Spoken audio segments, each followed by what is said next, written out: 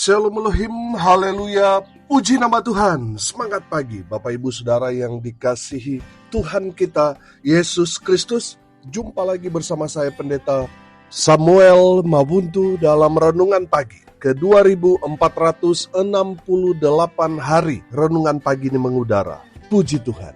Bapak Ibu Saudara yang dikasihi Tuhan, sebelum kita membaca, mendengarkan, dan merenungkan firman Tuhan hari ini, mari kita berdoa, minta pimpinan Roh Kudus. Kita berdoa. Bapa di surga, berbicaralah kepada kami semua. Pakai firman Tuhan ini untuk menegur kami, menasihati kami, meneguhkan iman percaya kami, dan memberkati kami semua. Di dalam nama Tuhan Yesus yang adalah firman Allah yang hidup, kami berdoa. Amin. Haleluya. Bapak Ibu Saudara yang dikasihi Tuhan, bersama dengan saya kita akan belajar Alkitab dari kitab Kejadian sampai kitab Wahyu. Mari buka Alkitab kita. Injil Lukas pasal 17 ayat 7 sampai ayat 10. Di bawah perikop Tuan dan hamba. Demikian firman Tuhan. Siapa di antara kamu yang mempunyai seorang hamba yang membajak atau mengembalakan ternak baginya, akan berkata kepada hamba itu setelah ia pulang dari ladang, mari segera makan. Bukankah sebaliknya ia akan berkata kepada hamba itu, sediakanlah makananku, ikatlah pinggangmu, dan layanilah aku sampai selesai aku makan dan minum. Dan sesudah itu engkau boleh makan dan minum. Adakah ia berterima kasih kepada hamba itu? Karena hamba itu telah melakukan apa yang ditugaskan kepadanya, demikian jugalah kamu. Apabila kamu telah melakukan segala sesuatu yang ditugaskan kepadamu, hendaklah kamu berkata, kami adalah hamba-hamba yang tidak berguna. Kami hanya melakukan apa yang kami harus lakukan. Amin. Haleluya. Bapak Ibu Saudara yang dikasihi Tuhan, hari ini kita bicara tentang Tuan dan hamba. Dalam bahasa aslinya, kata Tuhan di sini ditulis theis, yang adalah bentuk kata kerja dari kata theos, yang berarti Tuhan atau Allah. Haleluya. Kata theos biasanya digunakan untuk menggambarkan Allah yang Maha Kuasa, Allah pencipta langit dan bumi. Haleluya. Kata hamba di sini dalam bahasa aslinya ditulis douloi, kata dasar dari kata doulos, yang berarti hamba atau budak. Banyak hamba Tuhan berkata, di dunia ini hanya ada dua perhambaan. Yang pertama hamba Tuhan, dan yang kedua hamba iblis. Siapa hamba iblis? Mereka yang menghambakan diri mereka pada iblis dengan hidup di dalam dosa. Mereka yang sudah jadi hamba iblis, mereka yang sudah terikat lama dengan dosa, ini sangat-sangat sulit untuk melepaskan diri mereka daripada perhambaan itu, karena sudah terikat. Saya kasih contoh, mereka yang sudah terikat, mereka yang tergantung pada narkoba, mereka yang sudah menjadi alkoholik, mereka yang terikat dengan minuman keras, mereka yang sudah terikat dengan dosa persinahan, percabulan, perselingkuhan, mereka yang terikat dengan pornografi, mereka yang tidak bisa lepas dari rokok, mereka tanpa mereka sadari mereka sudah terikat dengan dosa itu dan sangat sulit untuk melepaskan diri daripada keterikatan itu. Saudara yang dikasihi Tuhan, kita tahu bahwa upah dosa adalah maut. Dan tujuan iblis kepada orang-orang yang sudah menjadi hamba iblis itu, supaya mereka semua menjadi teman dalam kekekalan di dalam neraka, selamanya menemani iblis di dalam neraka yang kekal. Saudara yang dikasihi Tuhan, tadi saya katakan memang Kalau orang sudah terikat dengan dosa, sudah menjadi hamba dosa, itu sangat sulit. Tetapi bukan berarti tidak ada peluang untuk mereka diselamatkan. Mereka juga masih bisa diselamatkan kalau mereka mendapat kasih karunia Tuhan. Amin. Saudara yang dikasihi Tuhan, kita bersyukur 2000 tahun yang lalu Tuhan Yesus datang ke dalam dunia ini. Untuk apa? Tuhan Yesus datang untuk menebus kita yang tadinya hamba-hamba iblis yang hidup dalam dosa. Kita semua sudah ditebus di atas kayu salib itu. Darah Yesus yang mahal itulah yang membayar kita yang tadinya hamba-hamba iblis. Kita yang tadinya mati binasa, kita sudah ditebus oleh darah Yesus Kristus Tuhan. Supaya kita yang percaya kepadanya, kepada Yesus Kristus Tuhan, kita diselamatkan. Amin. Haleluya. Saudara yang dikasihi Tuhan, kalau tadi saya bicara hamba iblis, sekarang hamba Tuhan. Amin. Saudara buka di dalam 1 Korintus pasalnya yang ke-7, ayat 22 dan ayat 23, saya bacakan buat kita sekalian. Seorang menjadi bebas ketika Tuhan memanggilnya pada saat dia menjadi hamba dan menjadi milik Tuhan. Demikian juga orang yang bebas pada waktu Tuhan memanggilnya. Sekarang dia menjadi hamba Kristus. Kamu sudah dibeli tunai. Jadi janganlah menjadi hamba manusia. Haleluya. Bapak Ibu Saudara yang dikasihi Tuhan, kita tahu bahwa konteks pada saat itu memang masih ada perhambaan. Saudara, firman Tuhan menjelaskan bahwa Tuhan memanggil kita, baik itu mereka yang menjadi tuan di muka bumi ini, ataupun mereka yang menjadi hamba. Semua yang merespon panggilan Tuhan itu, semua dibebaskan. Amin. Dibebaskan dari kutuk perhambaan dosa. Saudara yang dikasihi Tuhan, dari kebenaran firman Tuhan ini kita belajar bahwa dulunya kita belum percaya pada Tuhan Yesus, kita hamba iblis. Kita harusnya kita mati binasa, tetapi Tuhan Yesus datang 2000 tahun yang lalu menebus kita supaya kita selamat. Haleluya. Bapak Ibu Saudara, setelah kita menerima Yesus sebagai Tuhan, kita sekarang sudah bebas dari keterikatan dosa yang mendatangkan kebinasaan itu. Sudah seharusnya kita yang telah ditebus oleh darah Yesus, hidup kita menghasilkan buah-buah pertobatan. Amin. Haleluya. Bapak Ibu Saudara yang dikasihi Tuhan, dengar ini baik-baik. Kita sudah dibebaskan dari perhambaan kepada iblis itu. Kita sudah dibayar lunas. Jangan menghambakan diri lagi pada dosa. Jangan hidup lagi dalam kedagingan.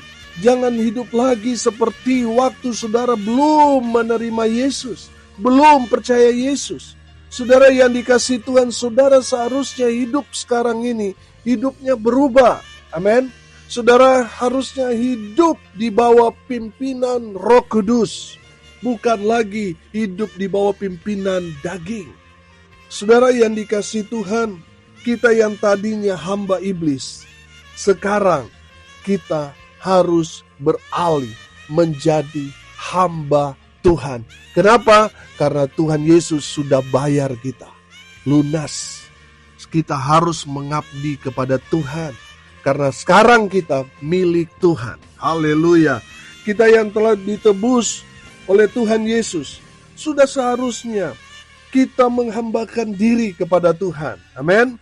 Sudah saatnya kita melayani Tuhan kita, Raja di atas segala raja. Haleluya. Bapak Ibu Saudara yang dikasihi Tuhan, ingat status kita. Kita hamba, bukan bos. Kita hamba. Amin. Saudara yang dikasihi Tuhan, mungkin saudara orang yang berpangkat, orang yang diberkati dalam kekayaan sehingga saudara punya banyak karyawan, punya banyak orang yang bekerja melayani saudara. Tapi status kita dalam firman Tuhan ini, kita semua hamba Tuhan. Amin. Haleluya. Firman Tuhan hari ini mengingatkan kita bahwa kita yang sudah menerima Yesus sebagai Tuhan dan Juru Selamat secara pribadi kita yang percaya kepada Yesus Kristus Tuhan, kita adalah hamba Tuhan. Amin.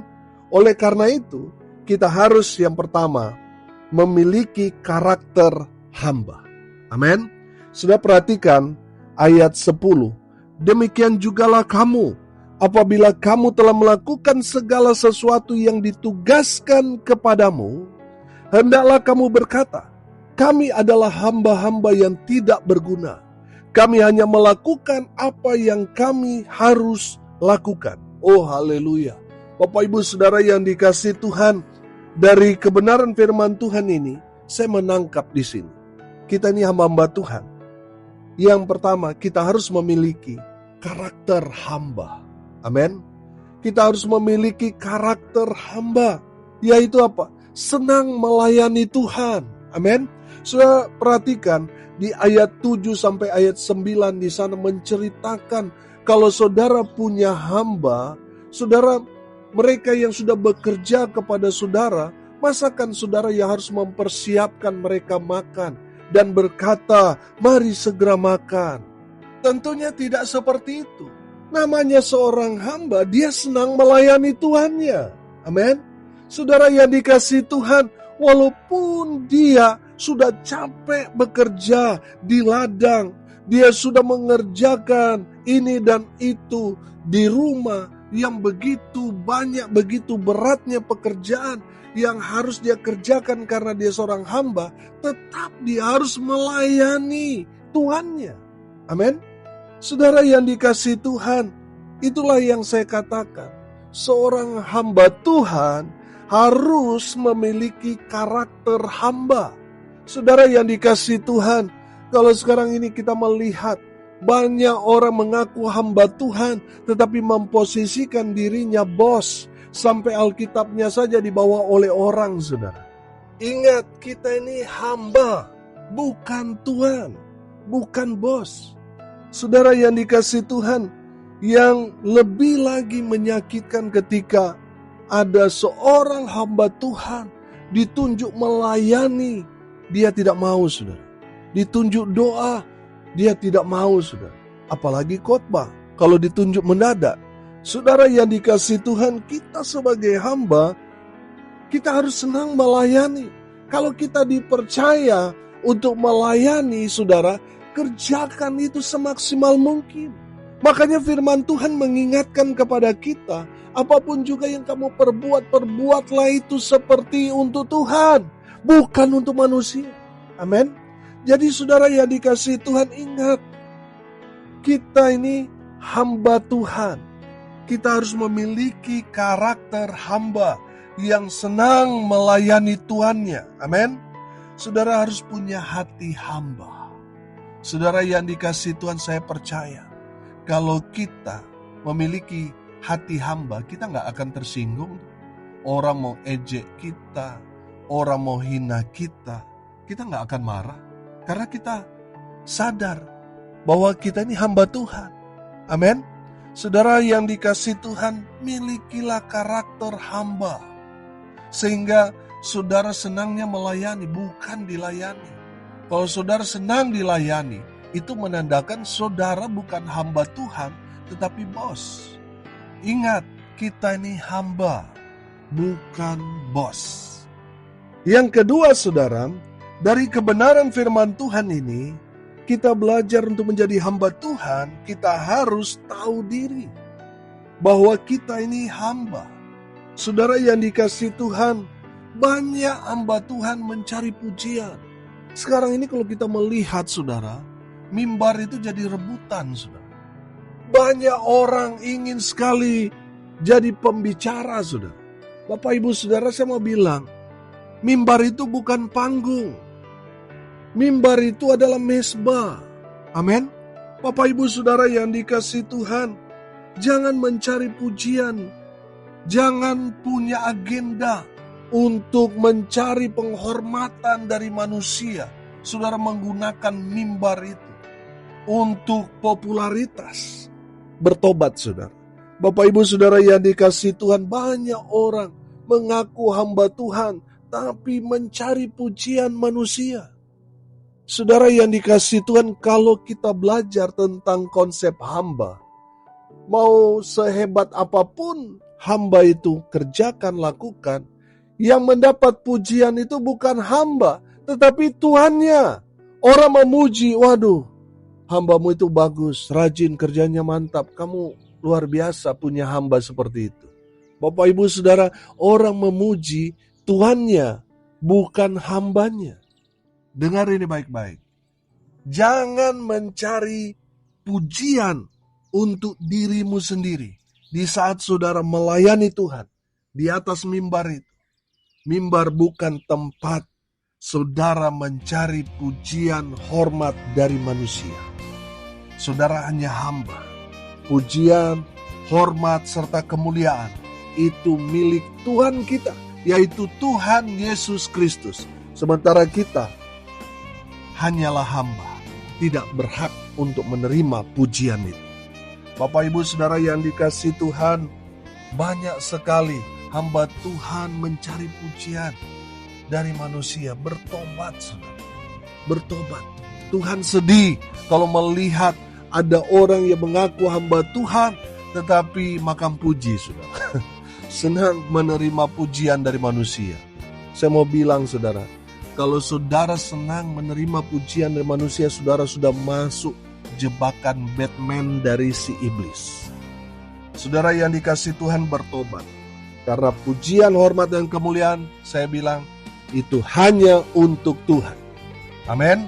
Jadi saudara yang dikasihi Tuhan, kalau saudara tidak dipuji, tidak ada masalah. Tidak ada masalah dengan kita. Karena pujian itu hanya untuk Tuhan. Tapi kalau saudara mengejar pujian, ketika saudara tidak dipuji, saudara ngambul, saudara itu menandakan saudara bukan hamba Tuhan, tapi hamba iblis yang menyamar jadi hamba Tuhan. Bertobat saudara. Jadi jangan tersinggung kalau saudara tidak dihargai, tidak dihormati, tidak usah marah. Namanya kita hamba. Saudara yang dikasihi Tuhan, kita harus tahu diri posisi kita. Amin. Yang berhak menerima semua pujian, hormat, kemuliaan itu Tuhan kita. Dialah Tuhan kita. Kita hanya hamba. Tidak berhak untuk itu semua. Kita harus tahu diri. Kita hamba, bukan bos. Yang ketiga, kita sebagai hamba Tuhan, kita harus setia melayani Tuhan sampai akhir hayat, sampai mati, sampai kita menutup mata. Biarlah kita tetap setia melayani Tuhan. Haleluya. Yang Tuhan cari adalah hamba-hamba yang setia. Saudara yang dikasihi Tuhan, biarlah Tuhan mendapati kita ketika Tuhan datang atau ketika Tuhan jemput kita. Biarlah Tuhan mendapati kita setia melayani Tuhan. Biarlah kita ketika kita dijemput Tuhan, kita sedang mengerjakan tugas yang sudah menjadi tugas kita sebagai hamba Tuhan. Biarlah Tuhan panggil kita memang pas kita melayani Tuhan. Oh haleluya. Beberapa waktu yang lalu saudara, ada hamba-hamba Tuhan yang meninggal di saat mereka melayani. Oh, itu adalah cita-cita semua hamba-hamba Tuhan. Biarlah di saat Tuhan panggil kita, di saat kita sedang melayani Tuhan, amin. Jangan sampai kita dipanggil di saat kita kalah judi, di meja judi, atau sedang tidur dengan selingkuhan, atau lagi pakai narkoba, minuman keras, lagi merokok, lagi buat dosa, lagi marah-marah, lalu saudara meninggal. Saudara, itu bukanlah satu kehormatan. Itu satu kehinaan kalau kita mati di saat kita berbuat dosa. Saudara yang dikasihi Tuhan, orang-orang yang mati terhormat adalah mereka yang setia melayani Tuhan sampai akhir hayat mereka. Haleluya. Bapak Ibu Saudara yang dikasihi Tuhan, hari ini kita belajar menjadi hamba Tuhan yang sesuai dengan firman Tuhan. Yang pertama, kita harus memiliki karakter hamba. Saudara yang dikasihi Tuhan, kalau kita belajar tentang hamba itu kan dia harus mengerjakan segala sesuatu, mempersiapkan buat tuannya belum bangun, dia sudah bangun. Di saat tuannya istirahat untuk tidur malam, dia masih mengerjakan. Dia pastikan tuannya tidur, baru dia tidur. Yang kedua, saudara, kita belajar bahwa menjadi hamba Tuhan harus tahu diri. Kita ini hamba, bukan bos. Dan yang ketiga, kita belajar, biarlah kita tetap setia melayani Tuhan sampai akhir hayat kita. Amin. Mari kita berdoa. Terima kasih Bapa di surga, sudah memberkati kami melalui kebenaran firman. Berkati semua pendengar dimanapun mereka berada, sehingga semua pendengar menjadi hamba-hamba Tuhan yang baik.